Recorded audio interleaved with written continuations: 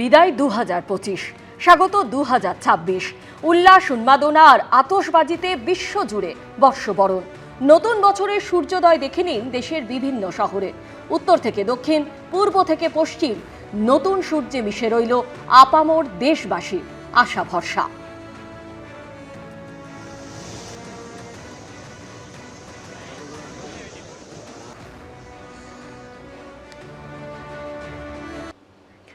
জানুয়ারি উত্তর 24 পরগনার ঠাকুরনগরের মতুয়াবাড়িতে যাচ্ছেন অভিষেক বন্দ্যোপাধ্যায়। আর এ নিয়ে চড়ছে ঠাকুরনগরের রাজনীতির পারদ। মতুয়া অধ্যুষিত তাহেরপুরের নেতাজি পার্কের মাঠেও জনসভা করবেন অভিষেক বন্দ্যোপাধ্যায়, যে মাঠে 20 ডিসেম্বর সভা করার কথা ছিল প্রধানমন্ত্রী নরেন্দ্র মোদীর। অভিষেক বন্দ্যোপাধ্যায় ঢুকবে, ওর উদ্দেশ্য কি, ইন্টেনশন কি আমরা দেখব, তারপরেই ওর বিরুদ্ধে যা করা সেটা আমরা ওখানে বসেই করব।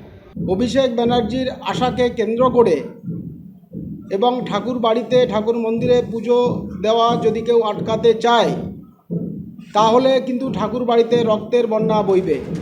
এসআইআর-এর খসড়া ভোটার তালিকা প্রকাশিত হয়েছে। সেই তালিকায় নাম না ওঠায় দুশ্চিন্তায় মতুয়া সম্প্রদায়ের একাংশ। এই আবহেই মতুয়া মন পেতে প্রচারে জোর দিচ্ছে তৃণমূল বিজেপি দুই শিবিরই। এই প্রেক্ষাপটে নতুন বছরের গোড়ায় 9 জানুয়ারি উত্তর 24 পরগনার ঠাকুরনগরের মতুয়া বাড়িতে যাচ্ছেন অভিষেক বন্দ্যোপাধ্যায়।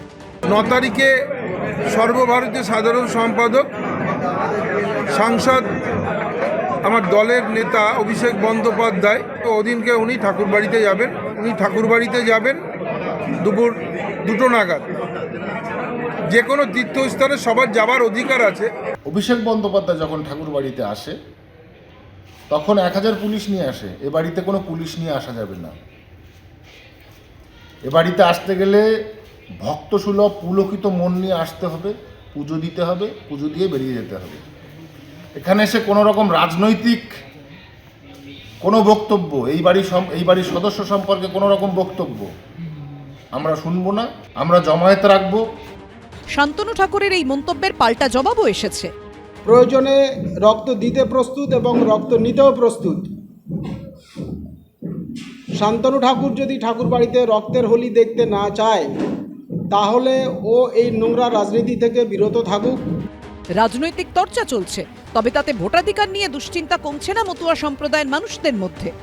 2002-এর ভোটার তালিকায় নাম নেই। বরিশাল থেকে এসেছিলেন সন্ধ্যা হালদার, এবং তাকে যদি শুনানিতে ডাকা হলে তিনি সিএ শংসাপত্র নিয়ে যাবেন। আমার 2002-এর তো কোনো ডকুমেন্টস নেই, তা আমি খুব চিন্তার ভিতরে ছিলাম হিয়ারিংয়ে কি হবে। তা আমি এই মানে সিএ করে আমি এই সিটিজেন কার্ড পেয়েছি, আমি এটা নিয়ে যাব। এটা তো নাও নিতে পারে, এটা তো বলে দিয়েছে যে নির্বাচন কমিশন যে সিএ করা থাকলে আপনার আমার বিশ্বাস এটা মানবে। আপনার 2002-এর নাম নেই, এখন দুশ্চিন্তায় তো রয়েছেন, ভোট দিতে পারবেন কিনা? একটু চিন্তায় আছি। সুপ্রিম কোর্ট বলেছে যে এসআইআর-এ এই সিএ সার্টিফিকেটটাই যে শেষ কথা তা না, আরও অনেক কিছু দেখা হবে। তা সেক্ষেত্রে তো আপনার একটা দুশ্চিন্তা থেকে গেল। আরও অনেক কিছু তো না, এটা হলেই তো হবে। এটা তো সিটিজেন কার্ড, আমার সমস্ত অধিকার আছে। এটা আমার এখানকার সমস্ত অধিকার আছে। ঠাকুরবাড়ি যাওয়ার আগে নদিয়ার তাহেরপুরে নেতাজি পার্কের মাঠে জনসভা করবেন অভিষেক বন্দ্যোপাধ্যায়, যে মাঠে 20 নভেম্বর সভা করার কথা ছিল প্রধানমন্ত্রী নরেন্দ্র মোদীর। কিন্তু খারাপ আবহাওয়ার কারণে ভার্চুয়াল বক্তব্য রাখতে হয় প্রধানমন্ত্রীকে। সমীরণ পাল ও সুজিত মণ্ডলের রিপোর্ট, এবিপি আনন্দ। রাজ্য জুড়ে এসআইআর-এর শুনানি চলছে, আর এর মধ্যেই বাঁকুড়ার বাসিন্দা এক ক্যান্সার আক্রান্তকে হেনস্থার অভিযোগ তুলল তৃণমূল। স্থানীয় তৃণমূল কাউন্সিলরের দাবি, কলকাতায় চিকিৎসাধীন থাকায় বাঁকুড়া শুনানি কেন্দ্রে হাজির হতে পারেননি রোগী। অভিযোগ, শারীরিক অসুস্থতা সম্পর্কে জানার পরও তাকে সশরীরে আসার নির্দেশ দেন দায়িত্বপ্রাপ্ত ইআরও। ক্যান্সার আক্রান্ত পেশেন্টকে বারবার হেনস্থা করা হচ্ছে কেন? নির্বাচন কমিশন জবাব দাও। কেউ ভালোমতো কথা বলতে পারেন না, কারো সদ্য অস্ত্রোপচার হয়েছে, কাউকে তো পায়ে প্লাস্টার করা অবস্থাতেই আসতে হয়েছে। এসআইআর-এর শুনানিতে জেলায় জেলায় এমনই সব ছবি ধরা পড়েছে। উঠছে হেনস্থার অভিযোগ। এই আবহে এবার বাঁকুড়ার 2 নম্বর ওয়ার্ডের কেরানি বাজারে এক ক্যান্সার আক্রান্তকে হেনস্থার অভিযোগ তুলল তৃণমূল। স্থানীয় তৃণমূল কাউন্সিলরের দাবি, এনুমারেশন ফর্মে ত্রুটি থাকায় ক্যান্সার আক্রান্ত এই রোগীর ডাক পড়েছে শুনানির জন্য। কিন্তু কলকাতায় চিকিৎসাধীন থাকায় বুধবার বাঁকুড়ায় শুনানি কেন্দ্রে হাজির হতে পারেননি তিনি। স্বামীর কলকাতায় চিকিৎসা চলায় শুনানিতে যাওয়া সম্ভব নয় বলে জানিয়েছেন তার স্ত্রীও। উনি গত 3 বছর যাবৎ টাটা এবং অ্যাপোলো হসপিটালে ব্রেন ক্যান্সারের চিকিৎসাধীন। এমতো অবস্থায় ওনার পক্ষে বাঁকুড়ায় হাজির হওয়া সম্ভবপর নয়।